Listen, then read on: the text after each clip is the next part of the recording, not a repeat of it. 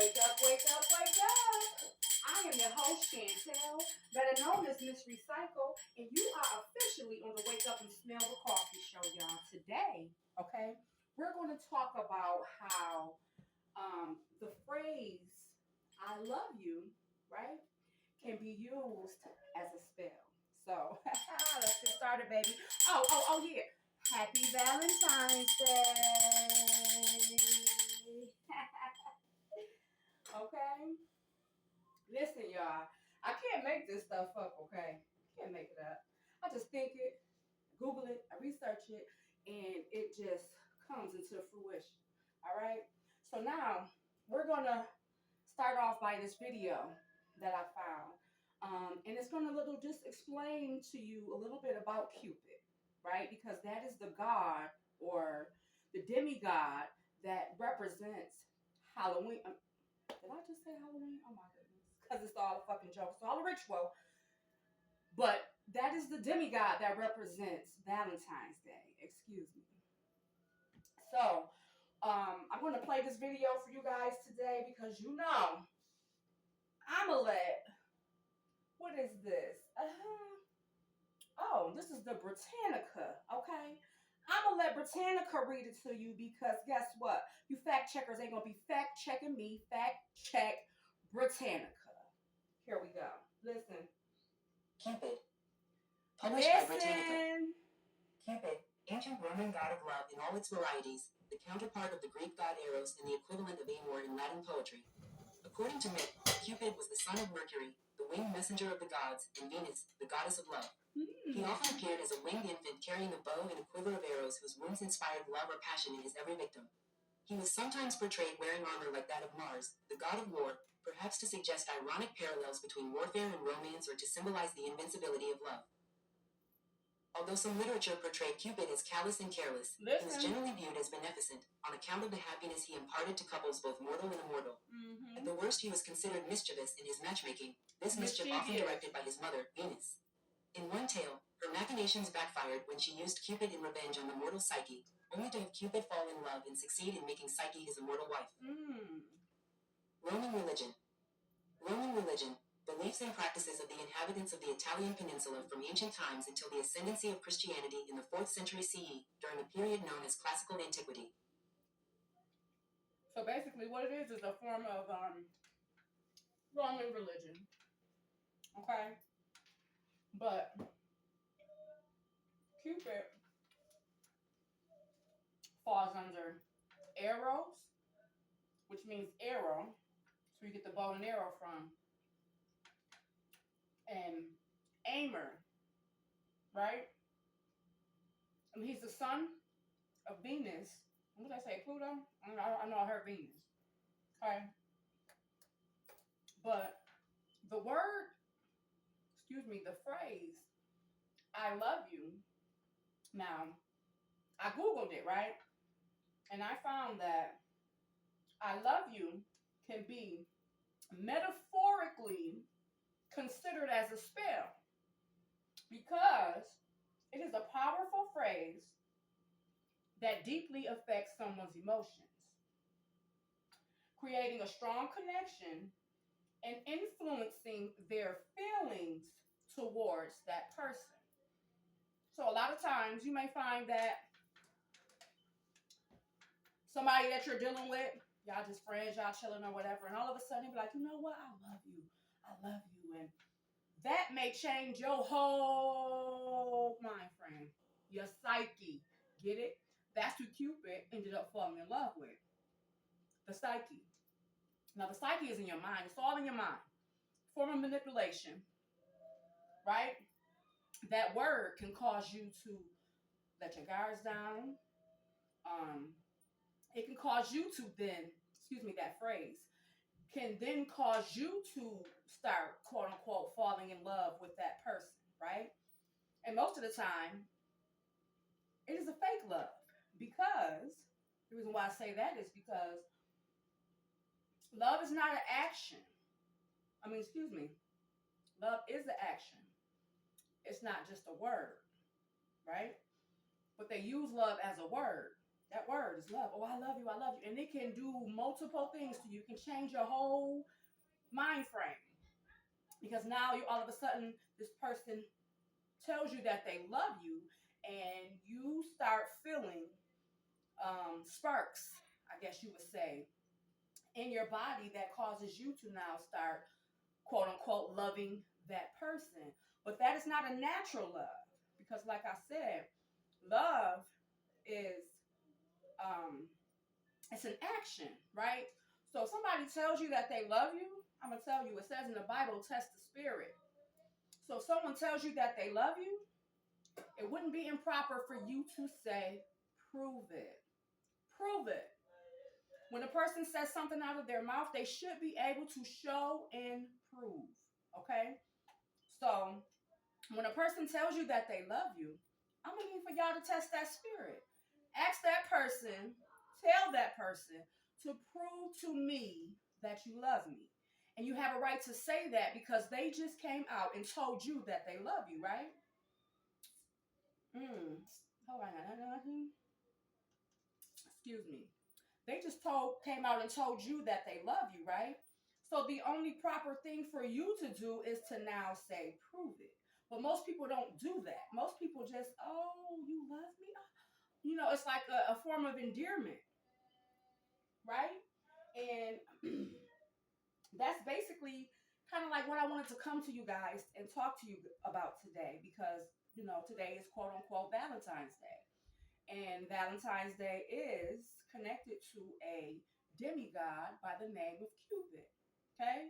He was a little, or it was just a little baby formed, little midget, I believe is a midget. But they show us a depiction of a baby holding a bow and arrow. And that baby just shoots people, right? Randomly and causes people who would normally fall in love with each other to fall in love with each other. So to me, that is a form of magic, which is also a form of witchcraft. Damn near everything that we deal with nowadays is attached to witchcraft, guys. This is why I tell you to test the spirit. It says in the Bible to test the spirit. Don't just go off of what somebody says to you. Don't just go off of what they say. You need to test them. If they're coming at you, if I'm coming at you telling you I love you and I'm gonna be there for you forever and you're my, you have a right to test me. You have a right to test me to see if what I'm saying is true. And a lot of times, you know, you hear people say, oh, you know, you shouldn't go into a person's phone or you shouldn't snoop into their emails and you shouldn't do. Yes, you should.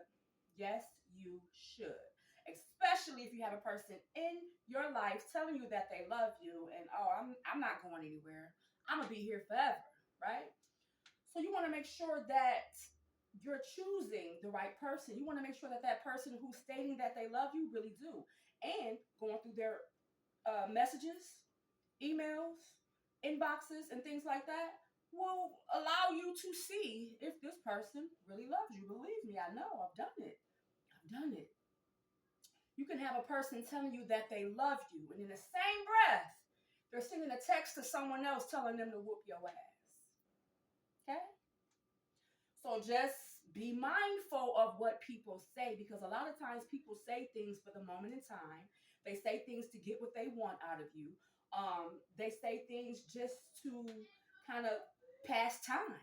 You know, some people use people as a crutch. And if they feel as though that they have to say they love you in order for you to keep, in order for them to keep you and for you to keep taking care of them or doing whatever it is that you're doing, then that's what they would do. That love, that word love, excuse me, is a form, it can be a form of manipulation, okay? Because true love, real love, the person will say, I'm in love with you. That's a difference. I love you versus I'm in love with you. To see a person who's in love with you, it will be very hard for them to disappoint you. It'll be very hard for them to hurt you. It'll be very hard for them to lie to you and things like that because they are in love with you. That means they want to see you happy. They don't want to see you sad, mad, angry, or whatever, okay? But a person who loves you, right? Don't they say love hurts? Don't they say love kills? Don't they say, yeah. So when this person comes, I love you in a sense, To me, that's a form of manipulation. At that point in time, I would have to say, prove it. You know what I'm saying? But I'm in love with you. You won't even have to question it because their actions will show that they love you. And they'll do anything that they need to do to please you. Have you ever seen a person who's just, they so in love with a person that they can't do no wrong? Love sees no boundaries. Real love sees no boundaries. And when a person is in love with you, they will see no boundaries.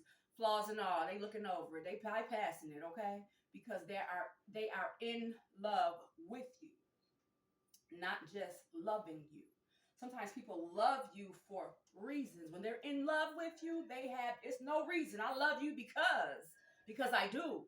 I'm in love with you, excuse me, because I am. You understand that? I'm in love with you because I am. There is no reason specifically why they're in love with you. It's not because of your beauty. It's not because of your booty. It's not because of your ooh, ooh, ooh, you're so good or something like that. No, they love you for you. Okay? And this is how you know when a person is in love with you versus loving you, right? Because most loves comes under conditions. But a person that's in love with you is unconditional love. Okay? Unconditional. This type of love that we're seeking, right?